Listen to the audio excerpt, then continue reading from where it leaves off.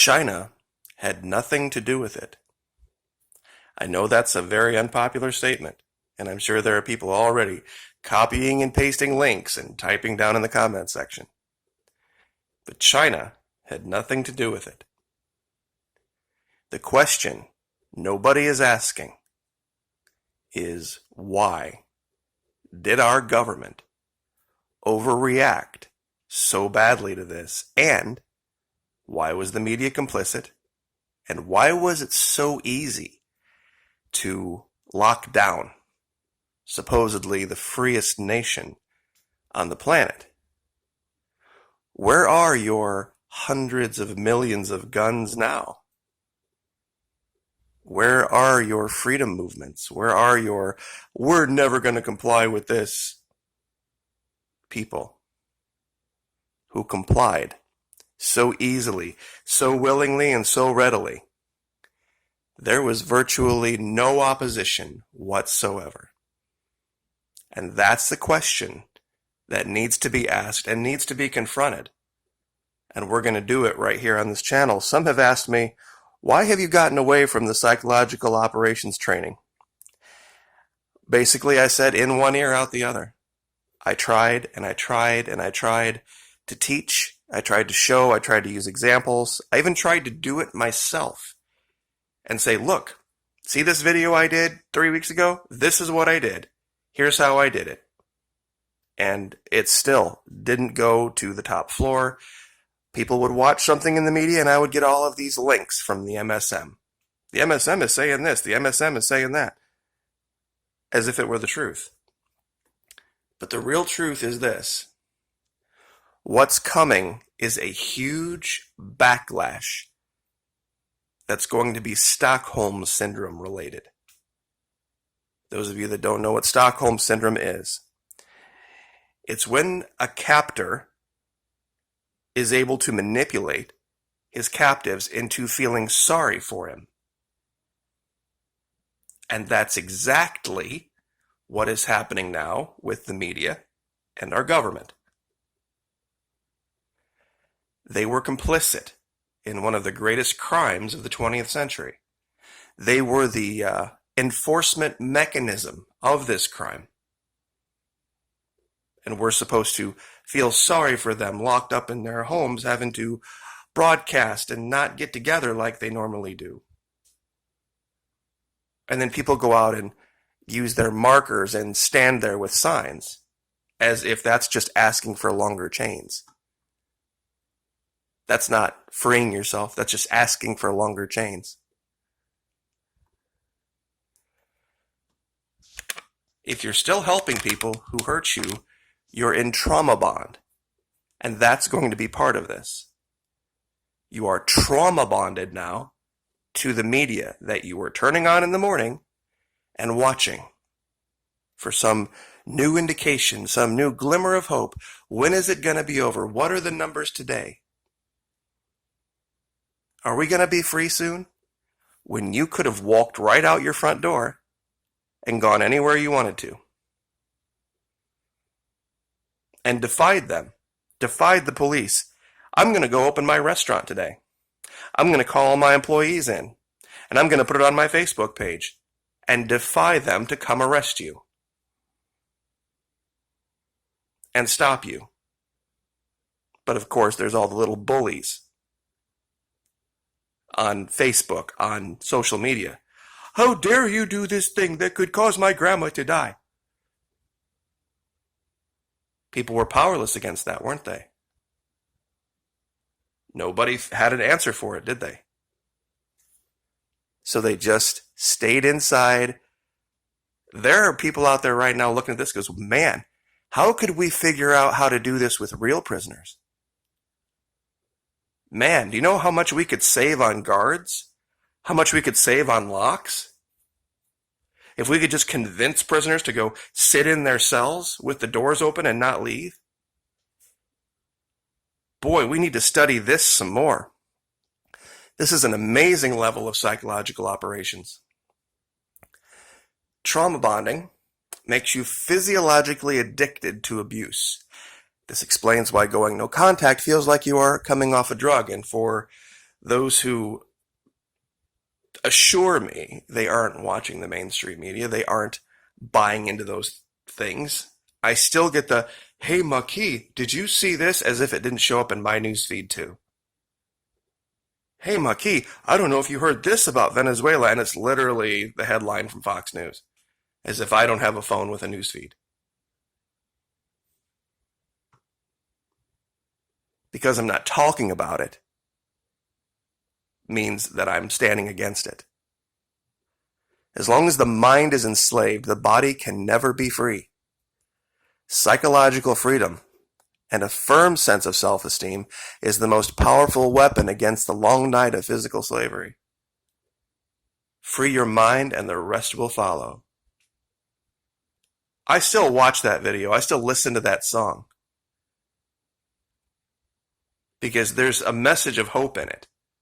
Free your mind and the rest will follow. I know people like, you listen to, I think it was En Vogue. A lot of truth in it, though. A lot of truth in it. And psychological operations is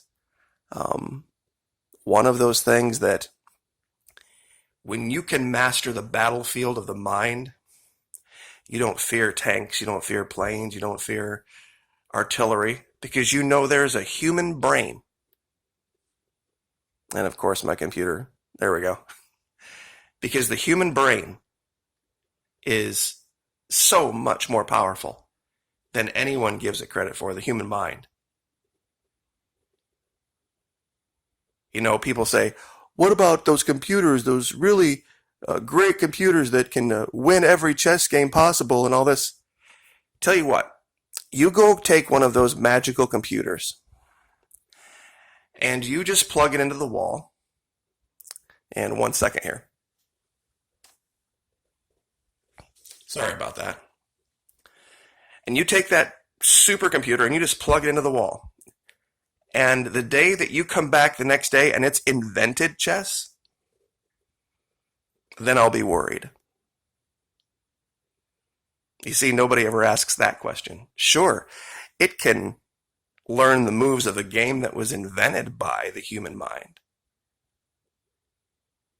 but it can't do it on its own. Can you imagine how rich you'd be if you could invent new games? Just out of nowhere? Sometimes the truth is about perspective. And there we go. It depends on how you're looking at it. I know this sounds like a lot of gobbledygook, but it's important that people understand what's just happened to them. It's horrible. It's vicious. As they start to release people, as they start to relax the standards, so to speak, they're going to be very careful to tell you, you behave the way that we say you should, or we're going to put you right back in jail. And they're not going to do it with handcuffs, and they're not going to send the police. They're just going to put it on the news. Oh, I'm sorry, your county now is back in phase 1, and you need to stay home today. And people will just comply. Not here, thankfully, in Florida. There are still enough freedom-minded people that are literally ready to throw down right now over this. Because if any of you out there have access to someone who's ever served time, and they're out now, that 6 months or a year after they're out is very difficult for them. There's a lot of anger. There's a lot of angst. There's a lot of desire for vengeance. And sometimes that leads to relapses of behaviors that perhaps did warrant them being locked up to begin with. But it's amazing now. I'm sure there's a lot of prisoners out there going, I can't believe these people did this. There were no guards. There were no dogs. There was no razor wire. There were no chains. There was no nothing. And they just obeyed. I'm not a sheep. I'm not a sheep. Yeah, you are, because if you hadn't been, you'd be in jail right now. Or you would have put it on Facebook. You see, people believed this. They made up a make-believe story Forget the Chinese. Forget all about what Fox is trying to do right now. They're trying to deflect blame from themselves. Because if Fox had been an actual reporting agency, Fox would have said from the beginning, this is not a pandemic. The numbers don't bear it out. What the government is doing is tyrannical and an overreach. And you, America, need to stand up and not take this. But you see, Fox is in New York. And they're going to react as if they're working for their local news. Why do you think they keep talking about this New Jersey nursing home where they found the bodies? Big deal. There have been stories like that. There was a story like that out of Gary, Indiana. And it had nothing to do with the pandemic, but it was years ago. Some guy had gone bankrupt and he had left a whole bunch of bodies in his not nursing home, but funeral home.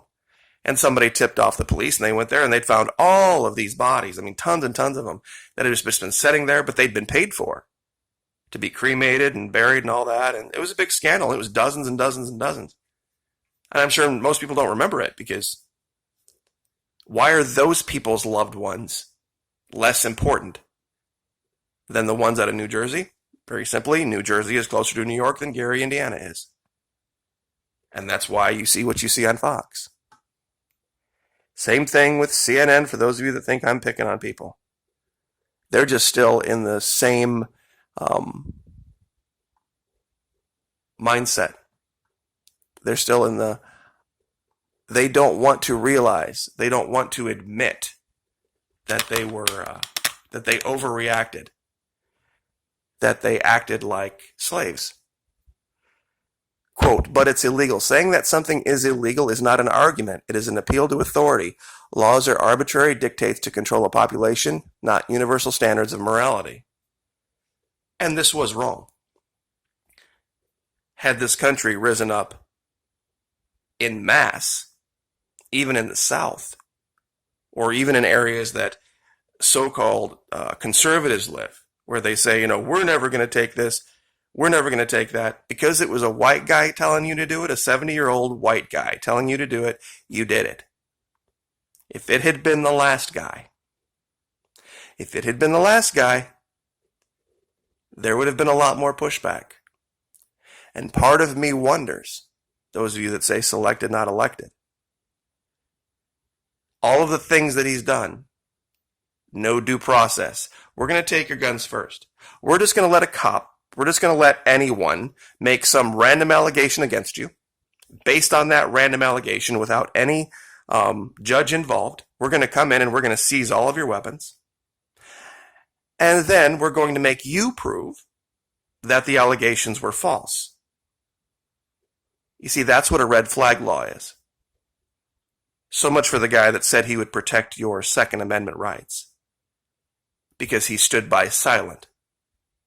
Isn't this also the same guy that said, hey, governor does something, I disagree with, I'll overrule it? So far, 27 have instituted these red flag laws. And you've done nothing, and you've said nothing, and you've not protested, and there's been nothing done. And now he just locked you up, deprived you of life, well, maybe not of life, liberty, pursuit of happiness, with no due process. Deprived you 22 million Americans of their jobs. Oh, but that's right, he's white. I forgot, he's white, so he can't be wrong. I know this is a hard thing to hear and it's a hard pill to swallow, but it's just the case. America as a whole has been the victim of a massive psychological operation that went off without a hitch.